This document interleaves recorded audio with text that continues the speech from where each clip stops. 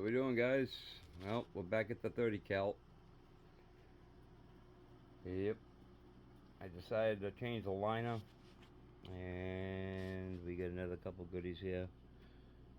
Got a hammer set, and I just went and got the carbon fiber 116 liner and the sleeve. So I'm going to swap out the 140 liner and put this 116, which is already in it right now, as you can see. This is the old liner. I just wanted to show you guys. This is the 140 twist. But what I do when I install my liners, you see these breech O-rings right here.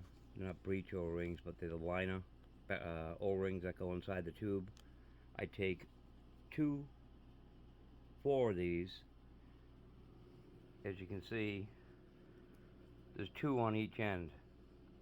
So what I do is I put the barrel up here and I measure the distance, and then I just take a smidge off of here for the difference in the O-rings, and that way this sits tight inside and the O-rings take care of any vibration or harmonics inside the tube. And then also, as you can see, I don't know if this is the wrong end, it's marked. That's right from FX black on the 140 twist. On the 116 twist, it's got a red line on it, but I had to go and mark it because I got to index the barrel here, and then I just put a line right there so I know it didn't move when I tighten the lock. But anyways, we're going to take it apart.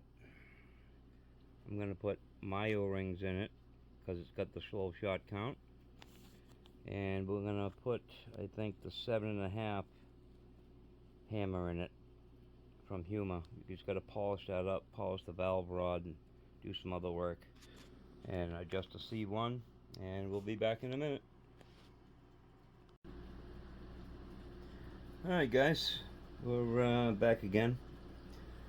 Gonna take this apart, and I gotta fix the O-rings because it's got the slow shot count. Took the bottle off and basically drained it down.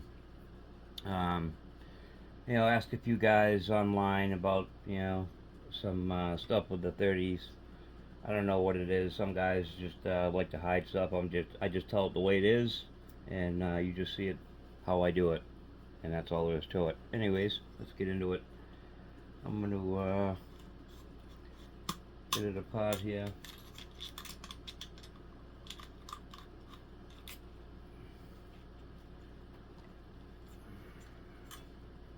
Let me see, I need a Phillips. I just take this off, makes it a lot easier to work on.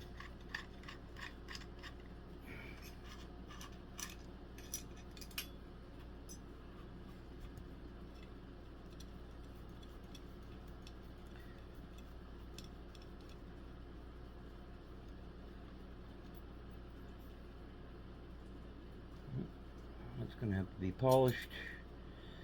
Yep. Put these O-rings over here. The hammer. That spring. This is going to be chamfered and polished. Boy, they put a lot of grease in there, don't they? Holy Christ.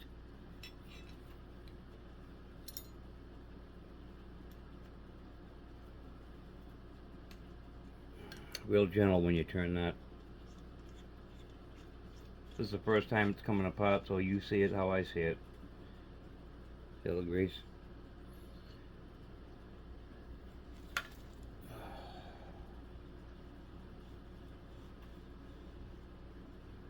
I'll clean that up. Actually, what the hell is that? Oh, okay. Wow.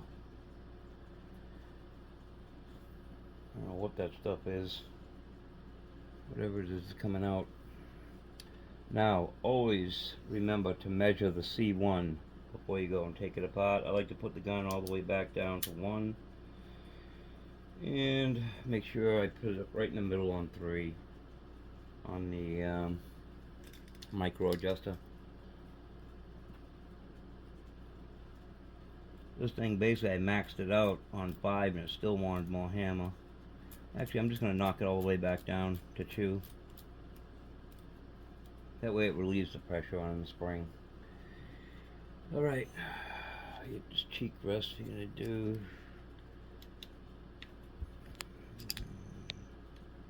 I thought these were, no, that's not what I'm looking for.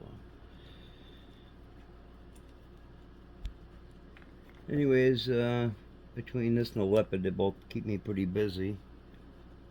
And I don't know what the hell I do with my Allen wrench. Yes, I do. It's over here.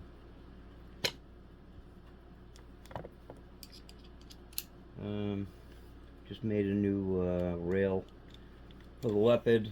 Waiting for the aluminum to come in for that. That should be here soon. Next week, actually. Start machining those out. Asked a few questions about the leopard with a few of the guys that have them that have been changing hammers and whatever, but you get no response, you know. I guess they're beyond next generation up, I guess, or whatever. So live and learn on your own, but I just tell it the way it is. If I find something, I just pass it along to everybody else because it just helps everybody else. That's what the sport's all about. Not to take the little secrets and leave things out, you know. I don't do that. Alright, let's get this rail off. And I'll start in the middle. I always start in the middle and work my way out. These ones, I put longer ones in than what came with this Air Marksman rail because they were kind of short. And I got some new stainless ones on order because I don't care for these black oxide screws because they up here in New England, Mass, whatever, they tend to oxidize because of the humidity, and the marine stainless doesn't do anything. So that's what's going back on. I don't know if you guys seen it in the previous video, but I hate Air Marksman doesn't drill the top rail. What's that screw? For the alignment pins in the front block. So I had to put it in the mill, measure it out, and drill them. And then also I had to mill out the top rail because they have a detent in the back that puts pressure on, I'll show you in a minute. It pushes down on the probe holder, and that ends up pushing down on the top of the block. So I didn't want that, so I took that out and I put stronger, I machined this and I put stronger magnets in it so it holds this. And a lot easier. I don't like all that pressure on that back there. Doesn't need to be there.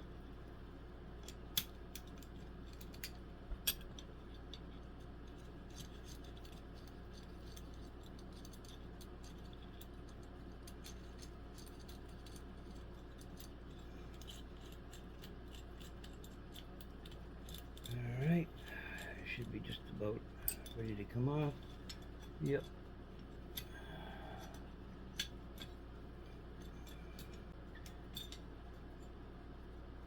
Right out. Put it on the side. Anyways, I'm going to show you guys. See up here? I had to machine this for the magnets, and then I had to drill the holes here for the front pins because they didn't have them like the stock rail does. But what that detent does is it pushes down on this hole, which is going to push down on this block. So I didn't want that, so I put the magnets back in the rail. Okay, moving on. Everything's fine here. Okay, take this off. I also changed and put the Crawford and lip probe holder in the back there, and put the Huma Air pellet probe in.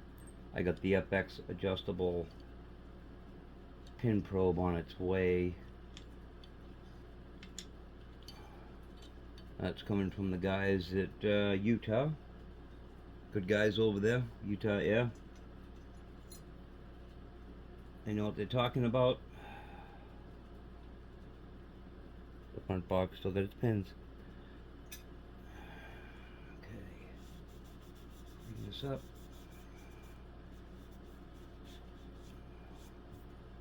Looks pretty happy.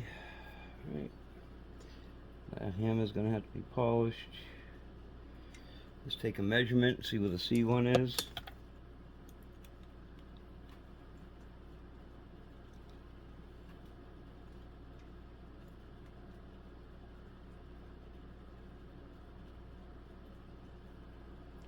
Holy cow, that's way out. No wonder why the gun's such a donkey. And I do mean donkey. 6.84. I don't run my C1 out there. I run mine like 5.8.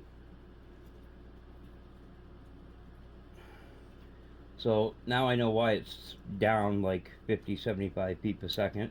Regardless, I know the barrel, the compact 500 millimeter is going to be slower than a 6 or a 7 just because of the length, the runway. I get it, but that C1 being so long, there's no room. So that's got to be changed. 684. Holy Christ, what a donkey. The longer it is, the slower it's going to be, less power. And that explains it. Okay, this guy's coming out.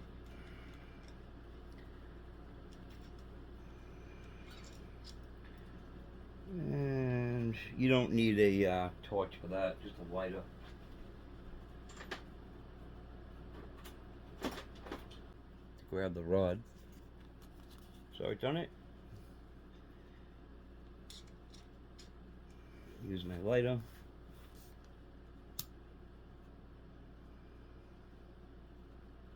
Boy, that rod's rough. Wait till you hear this. I can play my thumbnail on it.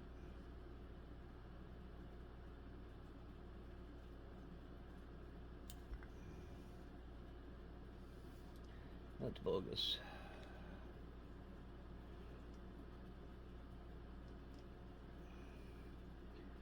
That's bogus. Sorry, Tom.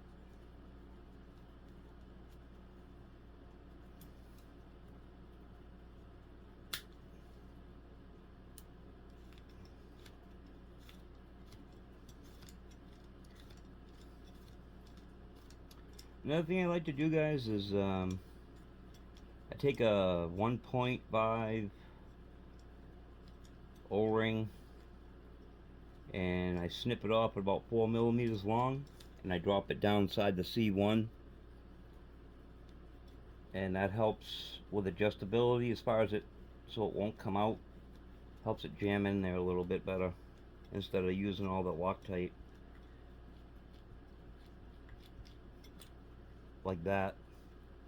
Yeah, that's just way too much. Good, it's covered. Anyhow, alright. I'm gonna bring you over here, see if you can hear this. Ready?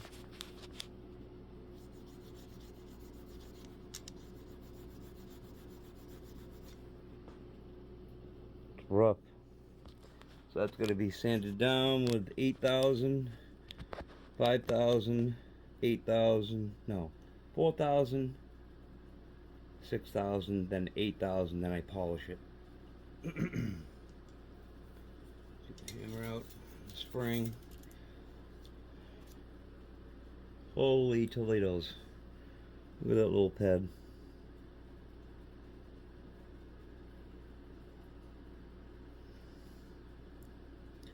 Make sure they're the same. Just for giggles. What we got here? 2803. 2780. A little bit, no biggie. And then 3mm. Of course, that's probably 1.5. Pretty close, 154. Might as well say 1.5.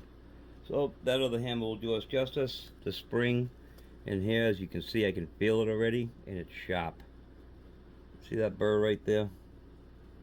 Right there, right my thumbnail is. That's gonna grab the hammer, and this is the other thing. Hear the hammer? That's rough. At least the humor area is smooth.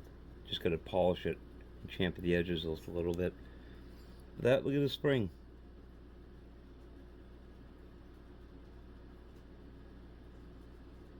They actually grinded it. They didn't touch this end, but they did that end, which that's real sharp, and that's going to catch on the hammer. Yeah, see, it's already, it won't even drop down inside. Real nice, huh? So you seen it live? How's that? The hammer, you got to push it in. So there's probably another issue. See that nice little burr in there? Right there. See it? This is all going to be filed, polished, whatever. Oh, the machine work, you can hear it. That's got to be all sanded down, polished. All it's got to be done. Alright. Anyways. Gotta get this rod out. So, away we go.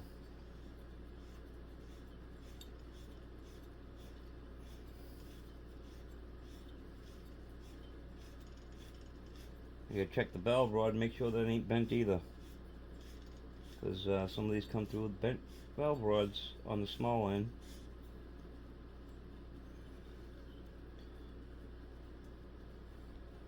Oh, looky there. There's something new.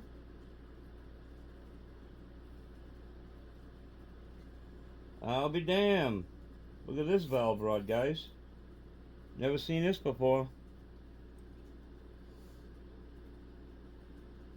Never seen that seat before.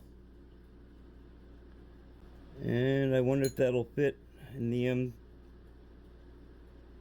I like it. Yeah, see that?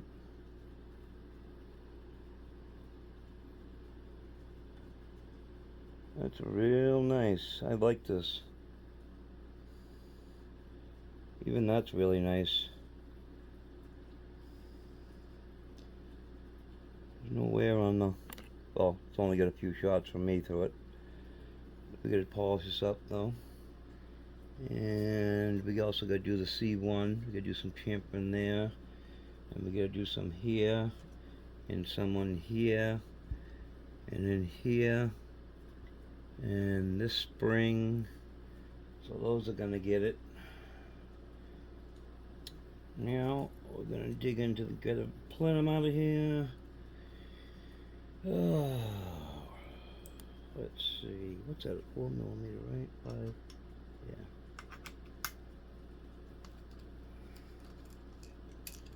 Easy when you do this because these two edges are usually really sharp, and it's full of grease. Packed. Ugh.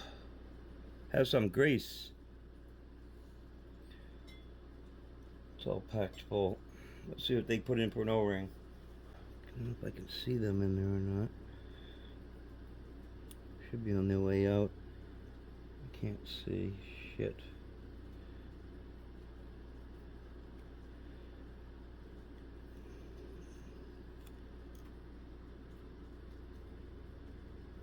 Oh, I'll be right back. Alright guys, we're back, and some interesting news I wanted to tell you guys about the impacts. These two plenums look the same, right? But they're not. This one on the right is the new Plenum, which takes the DRS and the leopard O-ring for the Plenum now. This is the old style. How you can tell now is this is on my new M4 30 cal. If you look on the one to the right, the tube's got a 10mm hole. This one, it's got an 8mm hole.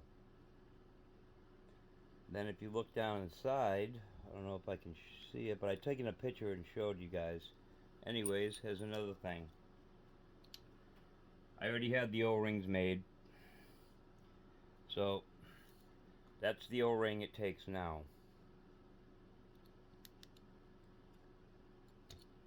Okay, and these are the ones that we just had made 3 weeks ago. As you can see, this one is the pure 90 and it's got silicone. Ours does not, it's almost transparent. You can clearly see the color difference between a pure 90 and ours. And then this is our pure 90 for the original O-ring. I mean, not pure 90, I'm sorry. This is our O-ring, which is the same.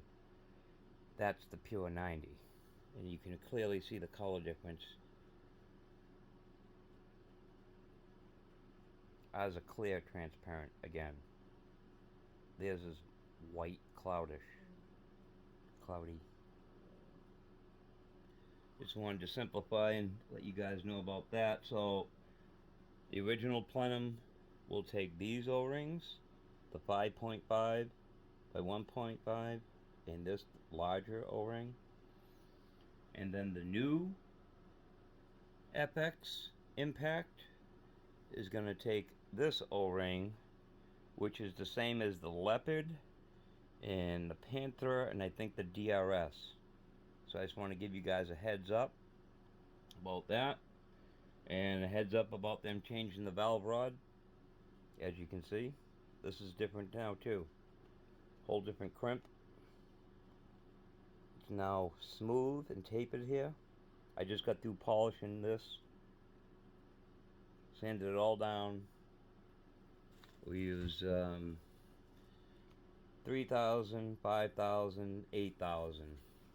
Start off with 1,500 and then I polish it. And now it's like chrome, as you can see. But this is measuring at the C1 6.58 or something like that. Ridiculous. And I'm going to shorten that. And the boys and I, it took me so long because we went downstairs and we polished this, the hammer slide, the casing, the new hammer,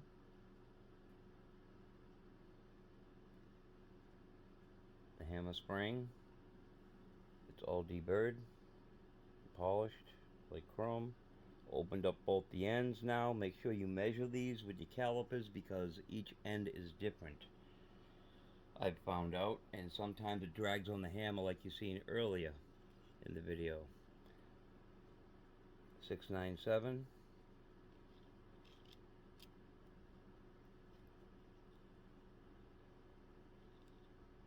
70. So guess what?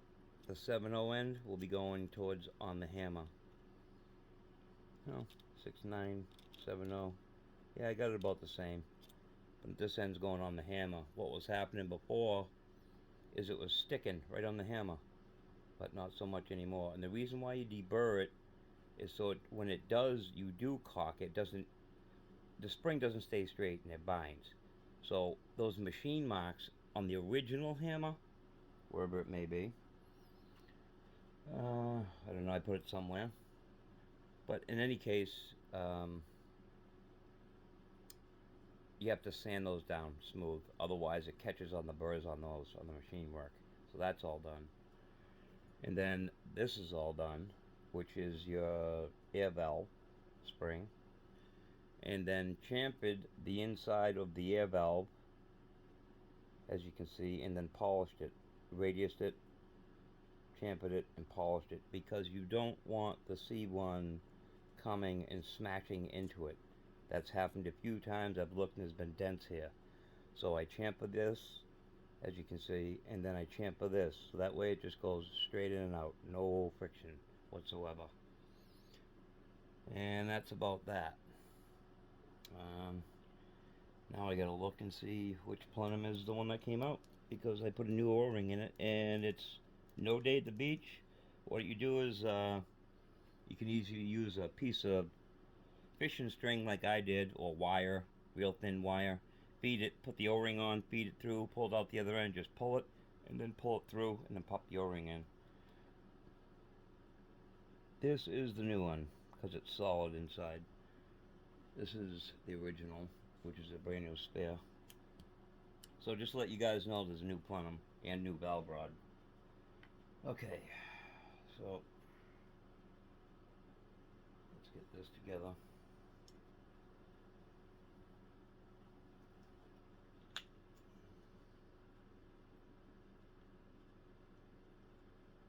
Just a little bit, not too much.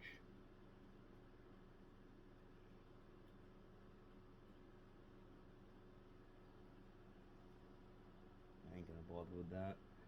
Just a smidge, just like I tell you guys that buy them. Just wet your finger and just wet the rod. That's it. No more, no less. You put too much, it's just gonna get all through the gun. Ain't doing you any favors. And then thread this in. I screw them in and then let it go through. On the end. And boy, is that nice. Nice, nice. Don't forget, there's a dot on the top of this. Line that up right in between the middle here when you put this in. Alright? And be careful of these two edges. I knocked the edge off on mine. Sorry about the light.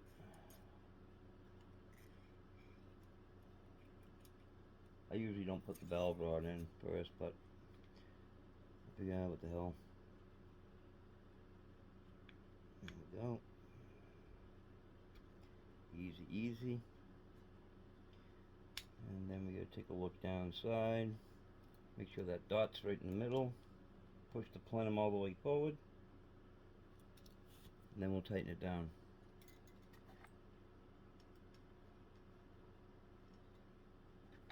Yeah, I torque them all once I'm all said and done. But for now, I just snug it down. Just to hold it in place.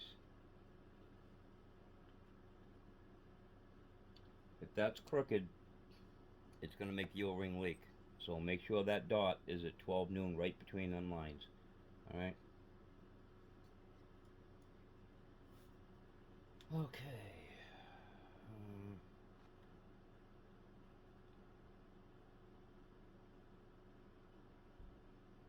Yep, made new acro rail for the Leopard. I got it on mine right now.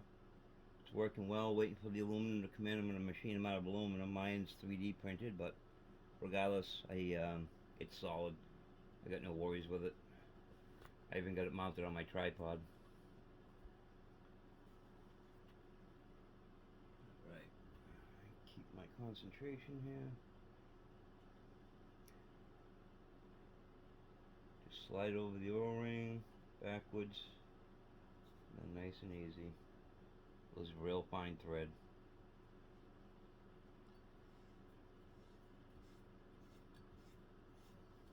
Make sure the valve rod stays out. You don't want that hitting nothing. Turn it all the way in so it bottoms out, and then back it out until it aligns the body line straight. Which, that's not too bad, considering.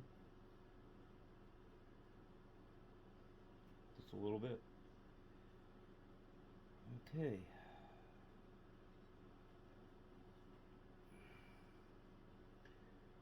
Now,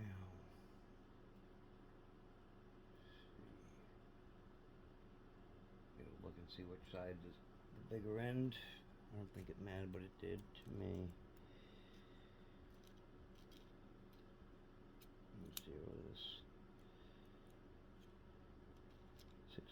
698, 696, 706, 703, 77. This side's going on the hammer side. Remember to check your springs.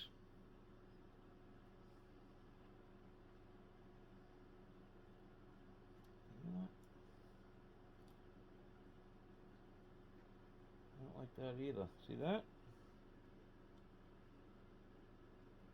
Kind of binding. Must be something in there. And I just got through polishing it, or it must be different size out here. Oh, I have to stop this and I'll be right back. Alright, sorry about that, guys. Anyways, we got the, this is a stock hammer. When I told you how the machine worked. Hear it? Nothing on the human end. It's polished. Anyways, yeah, I had to take a little bit off the edge. Had a little burr on it. She's smooth now. Okay. So now we can throw this back in. Let me just put a little taste just on the valve rod right there.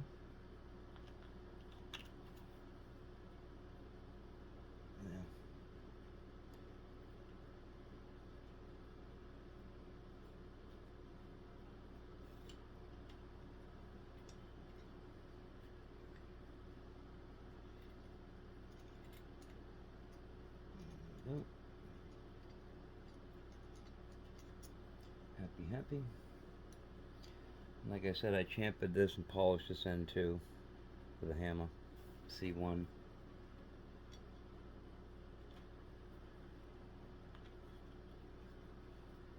Drag over here. I gotta measure this. I may have to go off camera again and do some grindage. We'll see what happens. Alright.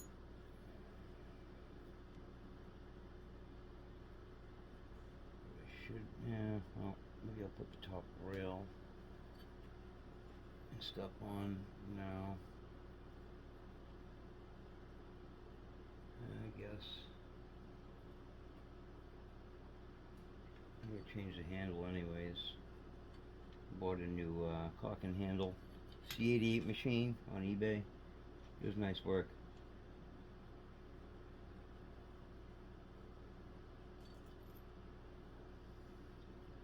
Let me see, what's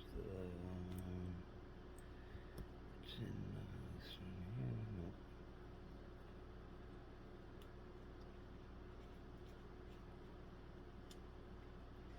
Make sure this thing's in. There we go. Now, one thing I'd like to do that some of the other guys don't, but I like to put a screw in over here and then tighten this down. Just in my mind, keep things aligned so you don't have to bite it or chance cross threading it going in. Just the way I think.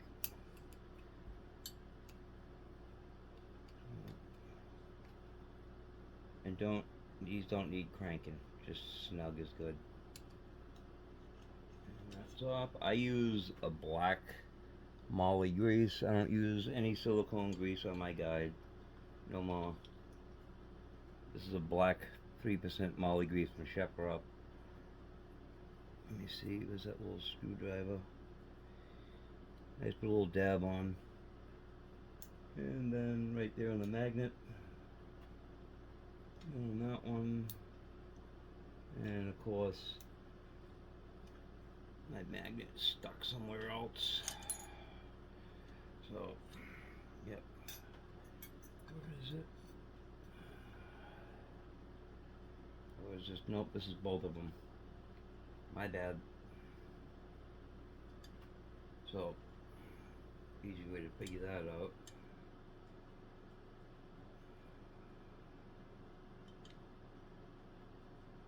Which is a pain in the butt. Alright, so that's gonna go face up.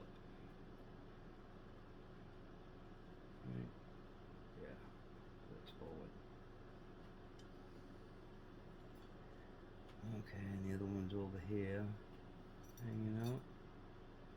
And he's gonna go just like that. So he's gonna face up as well. Alright, sorry about that, guys. The battery dumped, and I had to go grind some up the valve rod because it was 6.86 was the depth, which I have no idea why it's so tall. I know the longer the valve rod on C1, the slower the gun's gonna be. I went from 6.2 on my, what was it, the 25 caliber, 600 millimeter. That was 6.22, and I went to 5.6, and it picked up 50 or 60 feet per second just on that alone. You can only go so short. I wouldn't go below 560. 580, 600. 600 stock on most of the guns. For some reason this one was a 680, and that explains why it was a donkey. But anyways, I had to get some Loctite. It's now at 580, and I'll show you that. I already put the well, top rail's on, it's loose. The battery died on the videotape, so it's late. It's probably, I don't know, 10 o'clock. I did the weapon earlier today and doing this one now. I'm going to shoot them both tomorrow and see how they do. Got a bench rest coming up in New Hampshire, so I'm using my 25 cal for that. I'm building a 700 for next year. 700 millimeter, 30 caliber. This 30 caliber is going to be the bush gun. It's compact.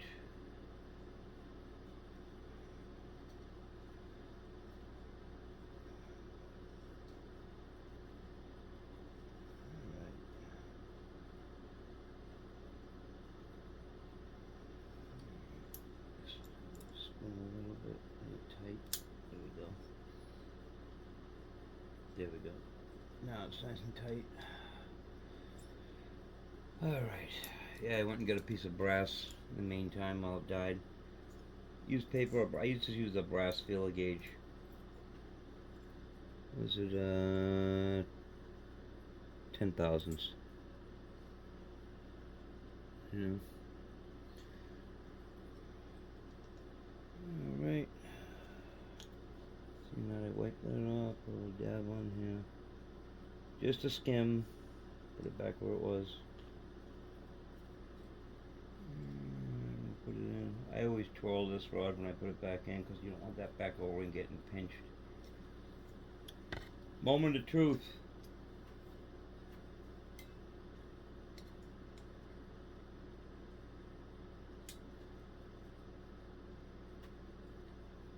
Is it zeroed now?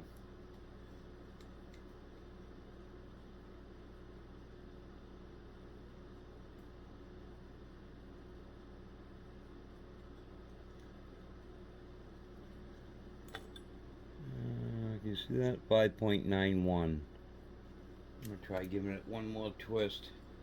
I'd like to get it lower. 580s. I thought I had it at 588. I could be wrong.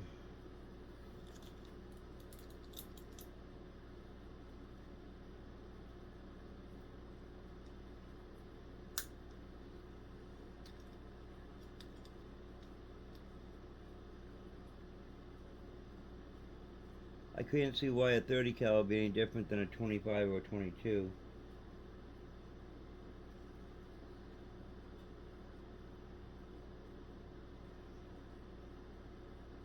Okay, that should do it. That should do it. I got a rubber O-ring in there. I forgot to show you guys. I put a inside the end of the C1. I clip a 10 millimeter by 1.5. I only use I don't know if I got a piece of O-ring around here. I only use like 4 millimeters, and I put it inside the C1. That way, when it goes in, it binds. You don't use a lot of Loctite. And if it was to that Loctite was to let go, the O-ring holds it from backing off. I found that out. Okay. Let's see.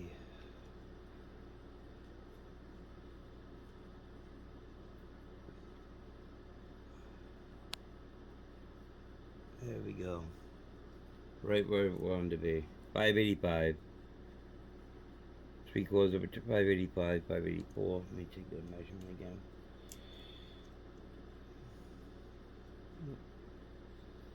Get straight on the C1 here.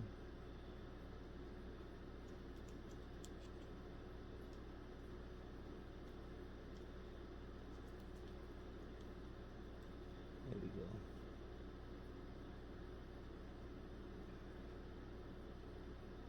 Get straight.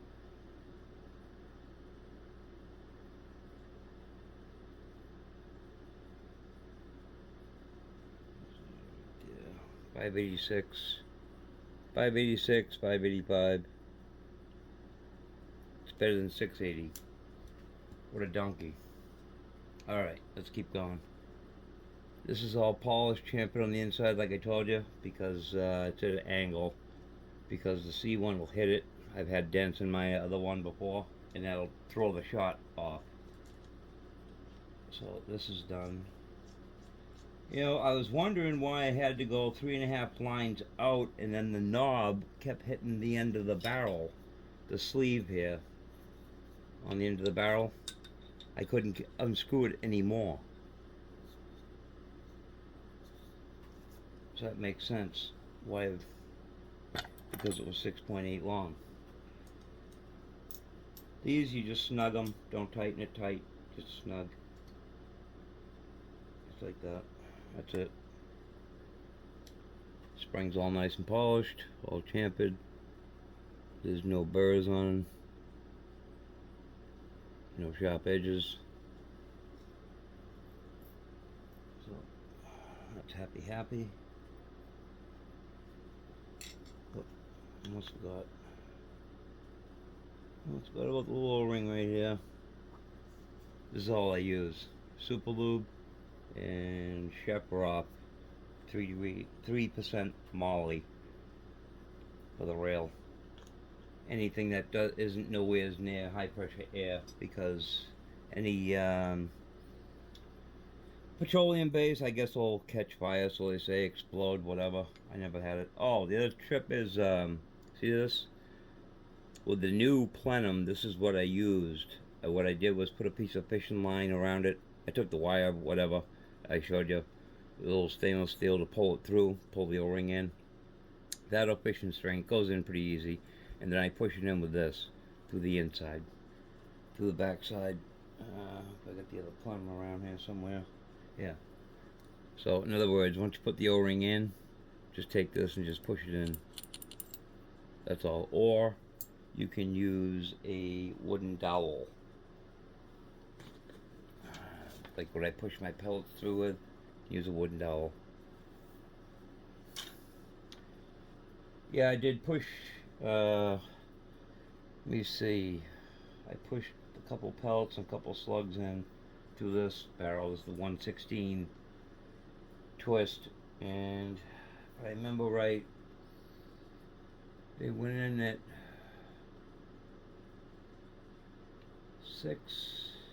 7 point. Actually, I don't know if I still got the. I want to say 7.65, something like that, and they come out 7.55, 7.57. It was within reason. Like on my 25s, I go in at 250, and I I don't like it coming out any smaller or bigger than 247. It's 3,000s or something like that, 300,000, whatever it is. But I like to do the same for this. My other M3 700 millimeter is the same way, and if worse comes to worse, you gotta take some material out. You go nice and easy, and I use this J&B's. It takes quite a bit of time, hours, just like polishing. This stuff took hours. It's just you don't see it off camera. All right, top rail's loose. That's in. Let's get the knob on instead of blabbing. What the hell did I do with it?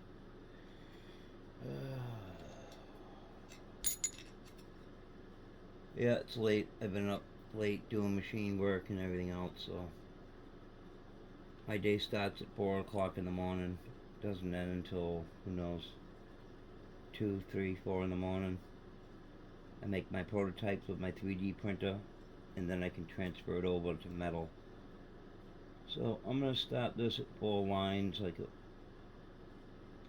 I can't get any past 4 lines due to the back of this, so I think I'm going to end up cutting this down and bringing this in eventually, but I'm going to see if the barrel's going to go on with it.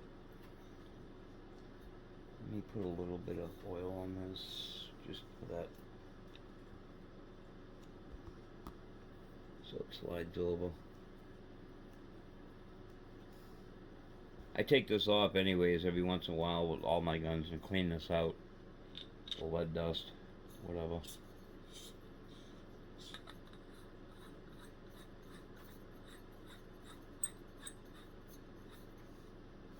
I thought it was me, but I guess this is normal for this O-ring to be small. I put the Huma Air, by the way. As you can see, that's quite a lot bigger. Let me see if I got the old one in my FX parts box here, and you can see the difference. Do I? Yes, I do.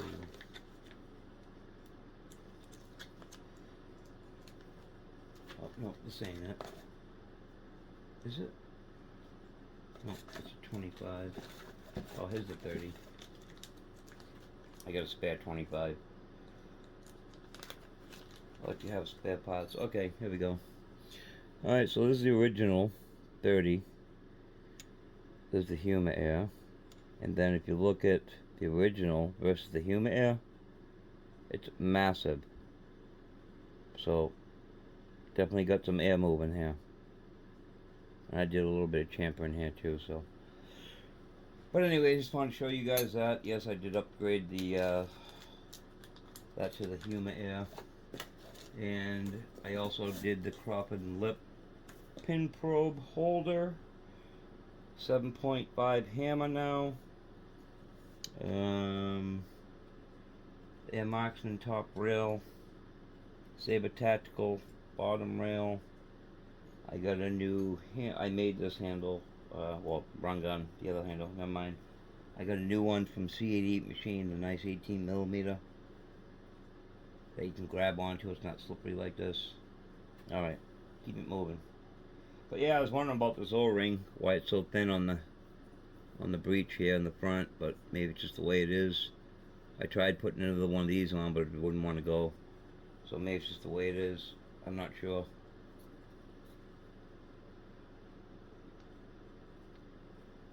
I like to have the probe back.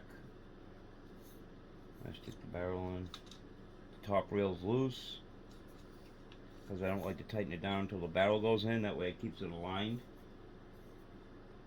And I want to make, yeah, nice and smooth into the rail block. If that was a problem going in, this gun would not be going together.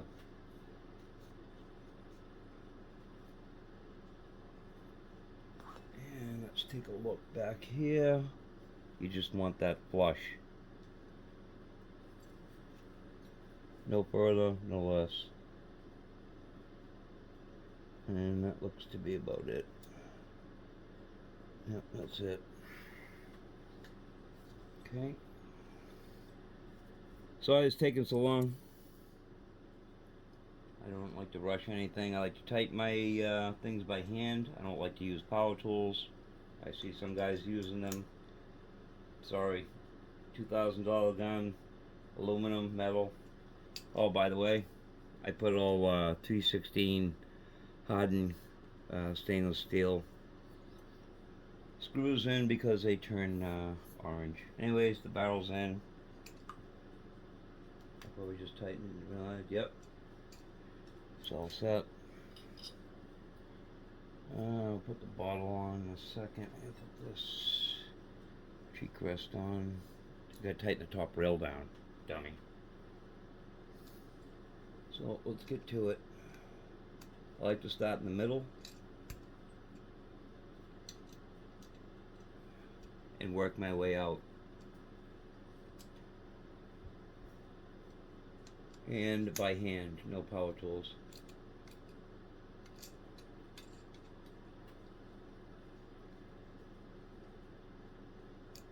Snug. Snug. I do it in a crisscross pattern. Not that it matters, but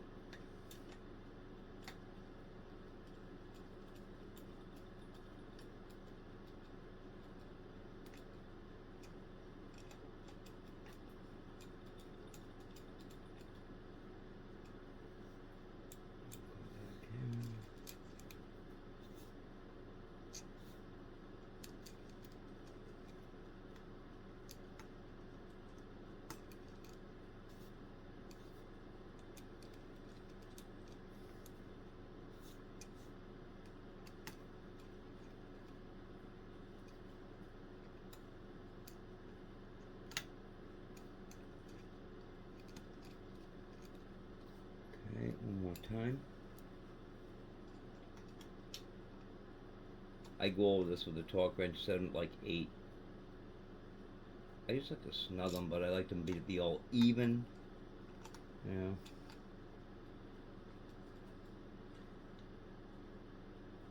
I mean, you can pretty much feel for it. Look at this side.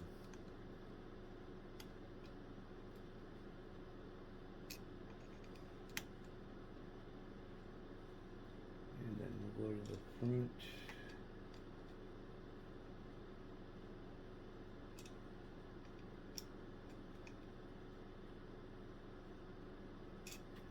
Happy. Move the back. That corner. Over here. Over to here. Over to here. Over to here. Over this guy. This guy. And we'll just make sure we're down. One more time. Yep. No more, no less. Just make sure they're all even.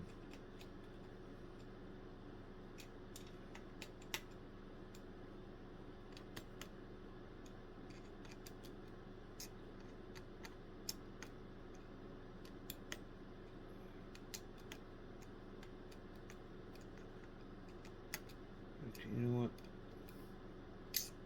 I need to torque it down. I feel comfortable without it. I'm doing a long time, turning wrenches for 45 years, so I got a good feel for a wrench. Nice and smooth. Alright.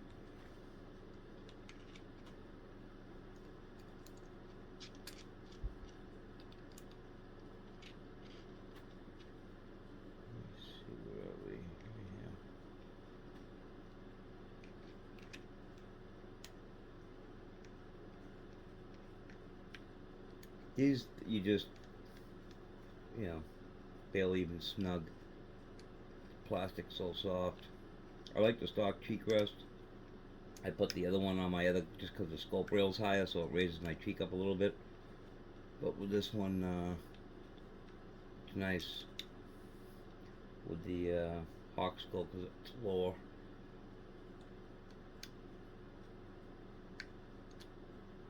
I don't even use the wrench to tighten these. Just by fingers. That's good. Good to go. Okay. What else? Let's get this one.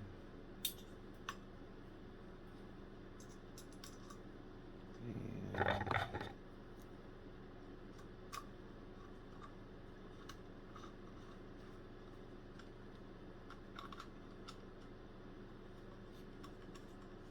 I don't think I'm going to use the Saber Tactical buttstock on this one. I'm going to leave the stock one on it.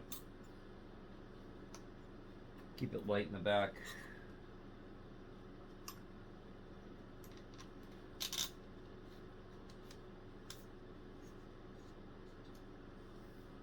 Just a little bit.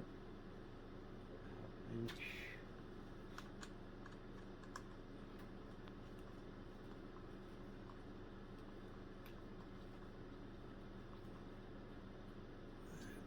Happy. Barrel's tight, that's tight, top rail's tight, right? Time to air up. What do you think? Put the scope on afterwards.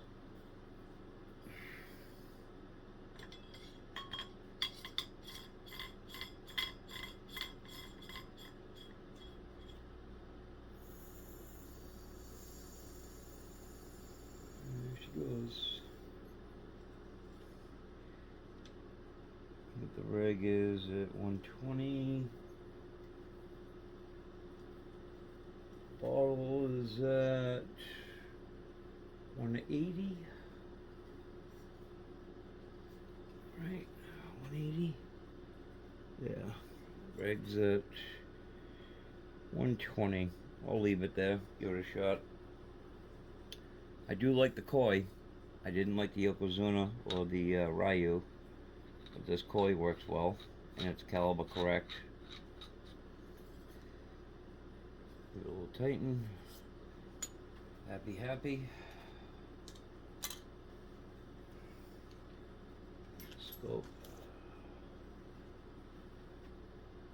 That was right here. Nope. Nope. Come back. Yep, right there.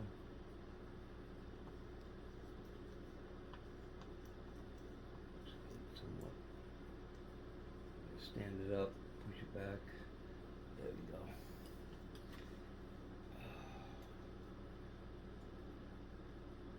Push it back so it's against the rails like it was. Tighten. Little Allen wrench inside here. There we go there.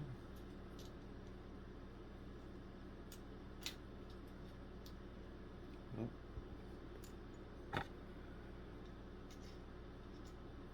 Nope. There's my Allen wrench.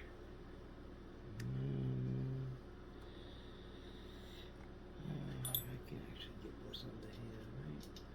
Yeah. Up by the light. Yeah, it's tight. It's tight. She's all together. Ready to go. Let me see. We did new hammer. We did polished all the valve rods, changed the O-ring in the plenum, the new plenum that they just made that nobody's aware of. I also, like I said, I already got the O-rings made because I got the heads up about a month ago about this new plenum. Just make sure that's tight where the plenum goes in. I snugged it, I didn't tighten it. She's ready. Alright guys, I'm going to shoot it tomorrow. See how it performs.